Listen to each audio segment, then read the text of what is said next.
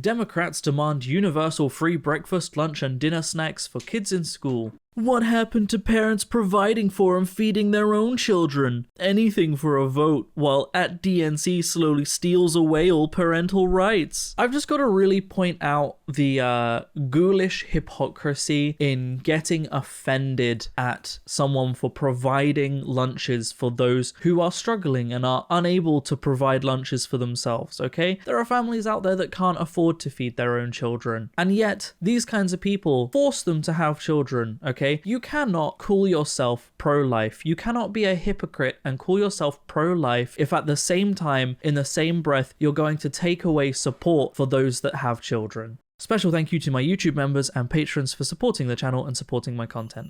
How's it going, everybody, and welcome back to another subreddit video. Today we're going to be once again returning to r/insanepeople Facebook. We've got a juicy one today because there's been lots of drama, lots of things going on, and some pretty fun posts to talk about. So let's just get straight into it, shall we? Nature is clear. Women ought to have long hair and men short. Long hair on a woman is her glory. Long hair on a man is a disgrace. Nature is pretty clear, actually, and nature is pretty clear that this man is completely wrong and is just spouting total utter bullshit. I mean, let's be real. Men grow hair just the same as most other people, okay? Everyone, unless you have a condition that prevents it, grows hair. I might not be a man. I am non-binary. However, I am biologically male. I am an AMAB. And you know what? My hair just grows. I haven't used some magic woman juice to make my hair grow more. I haven't taken hormones or used chemicals. It just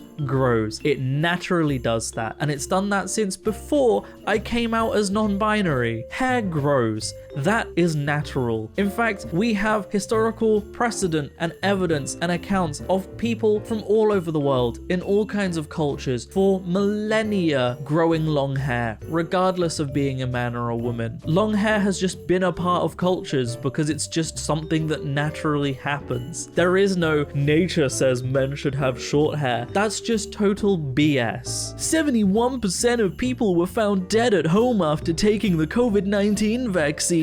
The funny part about this post is that I went and looked at the comments of it, and even the comments on this post of people that frequent r/debate vaccines were saying, that's not what this said at all. So that's quite funny. This is a totally sensationalized title made to cause outrage. But like, I'm pretty sure if of the millions of people that have taken vaccines, okay? I mean, in Canada, it's over 90%. If 71% of people that had taken those vaccines were dying, that's over half of Canada's entire population. And I'm pretty sure we would hear about over half of Canada's population dropping dead. Maybe that's just me, but I'm pretty sure if 71% of people were dying from taking the vaccine, in countries that have almost 100% vaccine rates, everyone would know of people dropping dead. Everyone would have dozens of friends who have died from the vaccines. But no, we're not hearing about that, are we? Because it's not happening. 71% of people who taken the vaccines haven't died. NASA is just Satan minus the T. That's why they say T minus when they blast off. Oh,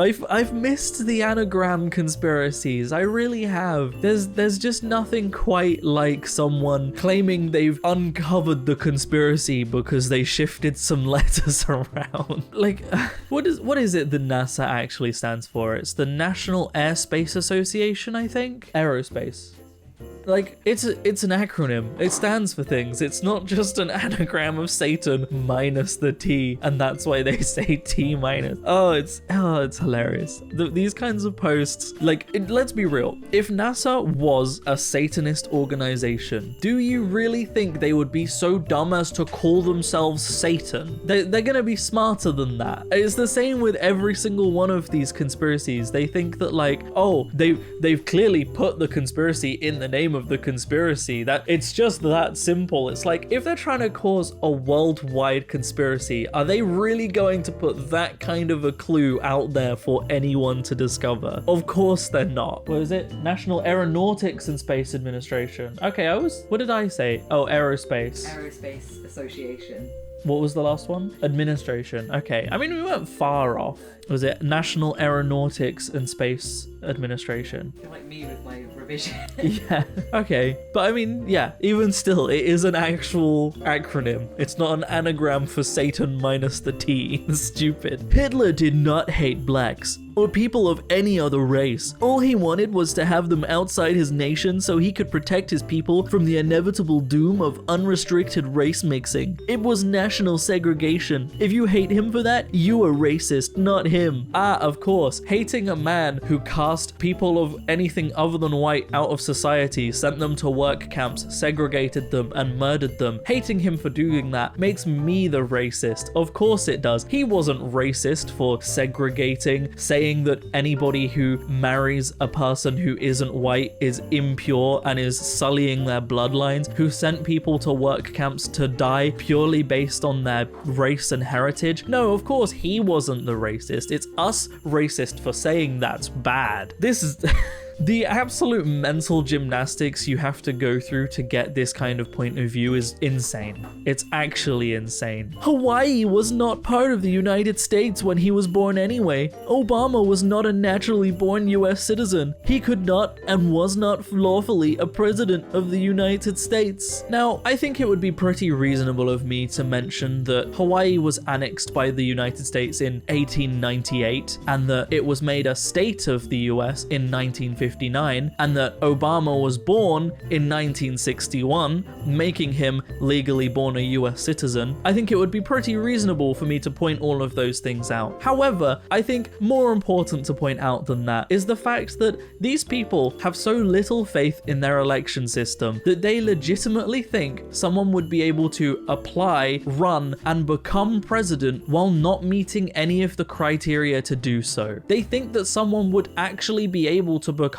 president and that there would be no background vetting, verification, checking of things like if they're actually a US citizen before they're made president, before they're even allowed to run. I mean, he was a US citizen, as I've just shown with actual dates, but it's the fact that people like this make points like this, spout these lies and bullshit because they actually have so little faith in the system that they think he would have even been able to run if he wasn't a US citizen, which he wouldn't. Do these look like female measurements to you? He's a man. What are the lines on the legs for? Weird leg bend from HRT damage. Dude, transvestigators must be such an exhausting thing to do. I mean, the best part about this whole thing is they're making up things like, oh, their legs are bent from HRT damage, but also the measurements they've put on this person are completely normal. They haven't labeled them or specified what any of these measurements they've drawn actually mean. They've just drawn them and gone, do these look like female measurements to you? Yeah, they do. They really do. You've just drawn some lines and gone, this is proof.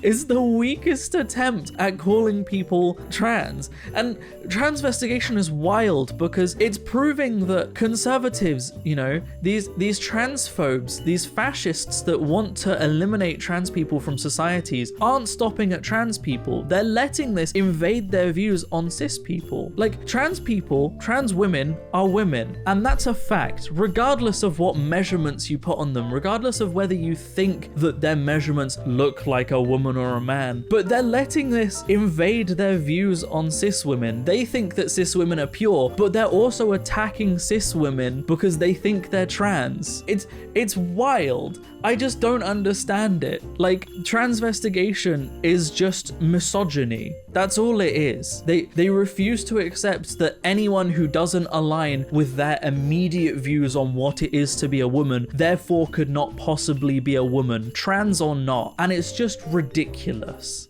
It's actually ridiculous. Let people live their lives, okay? It is not harming anyone for trans people to exist. Just let trans people live their lives. Now it can be said, masking edition. From a broad public health standpoint, at the population level, masks work at the margins, maybe 10%. We had our kids in these things for 2 years, you absolute b****. There is a second sentence. It is a good point in general, but I disagree with your premise a bit. From a broad public health standpoint, at the population level, masks work at the margins, maybe 10%. But for an individual who religiously wears a mask, a well-fitted KN95 or N95, it's not at the margin. It really does work. I also want to point out the absolute ghoulish evilness of Megyn Kelly, right, who's saying, you made us do this for 10%, you bastards. 10% might not seem like a lot when you just say 10%, but when you're working at the level of an entire Earth's population, it becomes a pretty damn big number, okay? Let's just look at the US for an example, okay? In the US, there have been over 100 million COVID cases and over 1 million deaths, okay? A 10% difference in that number is the difference of 1 million cases or 100,000 deaths. 10% is a pretty damn big number when you're working with populations of that high. I would say wearing a face mask, putting yourself in the basic miscomfort of wearing a face mask was absolutely worth it to prevent 100,000 deaths and 1 million cases in one country alone. In one country alone. I would say that's worth it. Joe Biden just delivered a divisive race-baiting commencement speech at the graduation ceremony for Howard University, saying, "Stand up against the poison of white supremacy. Joe Biden should be ashamed of himself." You know, I don't think I really need to point out this, but I'm gonna say it anyway. I'm pretty sure only white supremacists and Nazis get angry at people for saying white supremacists and Nazis are bad. If you heard someone saying, we should probably stand up against white supremacy, and took that as a direct attack against you and thought that that was race baiting, you're probably a white supremacist or Nazi. Like, if you heard someone say Nazism's bad and went, "How dare you? You're a Nazi." And I've got to be real, okay? There's no such thing as a Nazi or white supremacist sympathizer. There are only Nazis and white supremacists. If you have sympathy for white supremacists or Nazis, you are one. Tucker Carlson may be a socialist, but he was a socialist that told Republicans to fight less wars, and he deserves a lot of credit for that.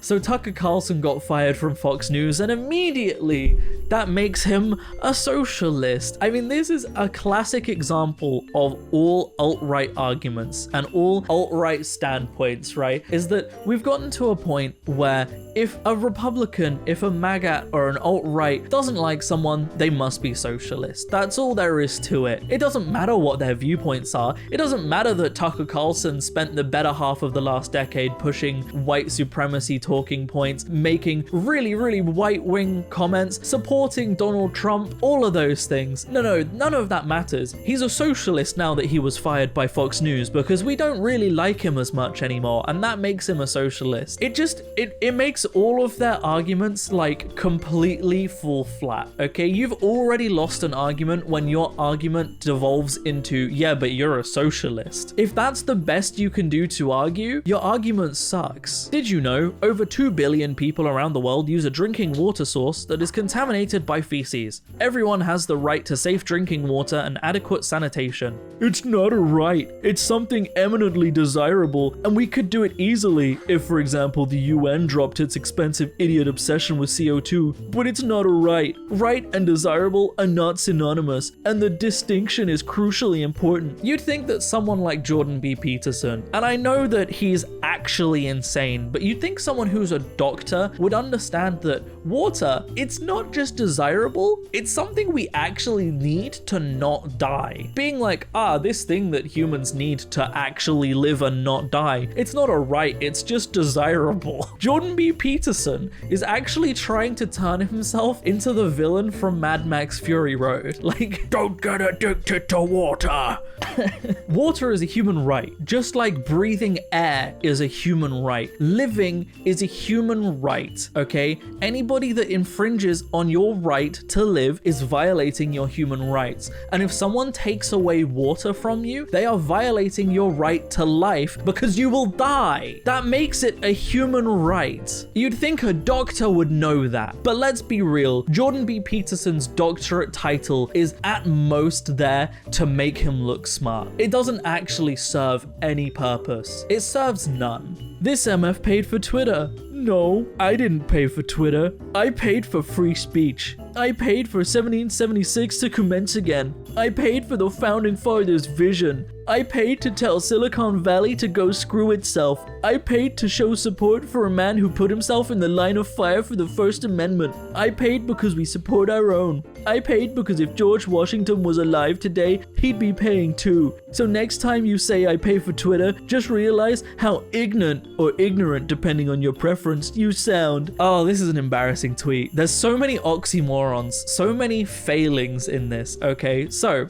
first of all, an oxymoron in a single sentence. I paid for free speech. Do I need to point it out? Paid and free. If you paid for free speech, it's not free, right? Let's just put that out there. You're not paying for free speech. You're paying for the opposite. Free speech would be that everybody, including those who don't pay, get free speech. Second of all, you paid for the founding fathers' vision, and you paid to tell Silicon Valley to go screw itself. You're paying Silicon Valley for the right to speak. That's not the founding father's vision, okay? If George Washington was alive, he wouldn't be paying for this. He's rolling in his grave at the idea that you should pay for the right to speak, okay? That is classism. If you are saying you need to pay for the right to speak on equal terms with others, that is classism, because you're saying that those who can't afford it don't deserve free speech. That's not free speech, is it? Is it really though? No, you're the ignorant one here. You can't tell anyone else they sound ignorant for calling you dumb for this. But it gets even funnier by the replies, okay? I have a blue check mark, but I am still shadow banned. And Joey Manarino said, same. It's a bit insane. Hopefully they'll fix the code soon. So you're not paying for free speech.